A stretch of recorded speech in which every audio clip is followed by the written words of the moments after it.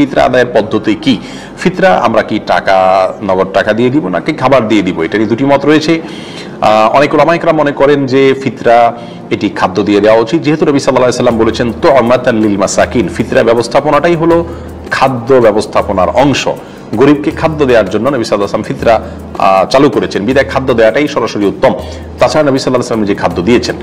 আবার অনেক উলামা ইকরাম, আমার দেশের মূলধারা উলামা ইকরাম যেমন আছেন, হানাফি মাযহাবের উলামা ইকরাম এবং অন্যান্য মাযহাবেরও অনেক উলামা ইকরামের মতে নগদ টাকা দিলে সেটিতেও ফিতরা আদায় হবে, বরং সেটিকে উত্তম বলেছেন। এজন্য যে গরিব অভাবী মানুষ তার প্রয়োজনীয় খাবারটা তিনি কালেক্ট করবেন, হয়তো আমি চাউল দিচ্ছি, তার বাসায় চিনির প্রয়োজন বা অন্য কোনোটার প্রয়োজন, তখন তিনি তার প্রয়োজনটা সুবিধা অনুযায়ী কিনতে পারবেন। সেই জায়গা থেকে খাদ্যের যে মূল্য সেটা দিলেও পরিশোধ হবে।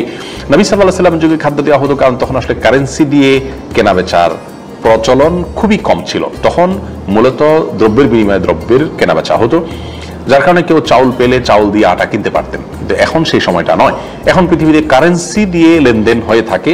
সেই জায়গা থেকে গরিবের জন্য অধিকতর উপযোগী নগদ টাকা দেওয়া। এই দ্বিতীয় মতের সপক্ষের উলামা ইকরামের বক্তব্য অনুযায়ী নগদ টাকা দিলেও ফিতরা আদায় হয়ে যাবে। আমরা যেটি বলবো তা হলো, যদি আপনি সরাসরি কোনো গরিবের কোন খাদ্যটা প্রয়োজন জেনে, ধরুন আপনি ঈদের দিন উপলক্ষে তার বাসার জন্য সেমাই, চিনি, মুরগি, চাউল ইত্যাদি কিনে আপনি দিতে পারেন, যার যার এবিলিটি অনুযায়ী প্রিন্সিপাল ফুড যদি দিতে পারেন, প্রধান খাদ্য দিতে পারেন, তাহলে সেটা হবে সরাসরি সুন্নাহর উপরে আমল করা।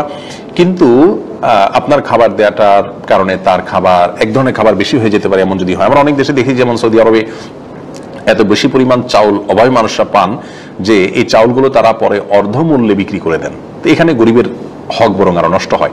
যেহেতু ফিতরার ব্যবস্থাপনা গরিবের জন্য, অতএব গরিবের দিকটাকে খেয়াল করলে অর্থ দিয়ে আদায় করলেও ফিতরা আদায় হবে, এই মতটিকে উড়িয়ে দেওয়া যায় না।